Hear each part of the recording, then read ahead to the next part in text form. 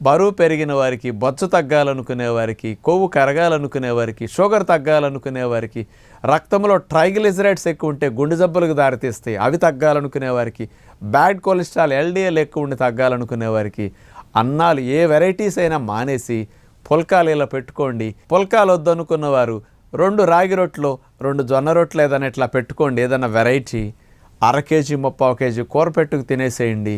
ఇవన్నీ సమస్యలు ఎంత సులువుగానే తగ్గుతాయి. బొజ్జ ఫ్లాట్గా అయిపోతుంది. ఇలాంటి మంచి టెక్నిక్ ప్రకారం మీరు జొన్న రొట్టెలు రాగి రొట్టెలు ఇంట్లో ట్రై చేయండి. గుల్లగా మెత్తగా ఉంటాయి.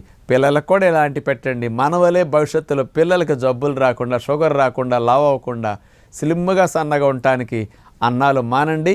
పుల్కాలు ఇంట్లో మొదలెట్టండి అని అందరికీ విజ్ఞప్తి చేస్తూ నమస్కారం.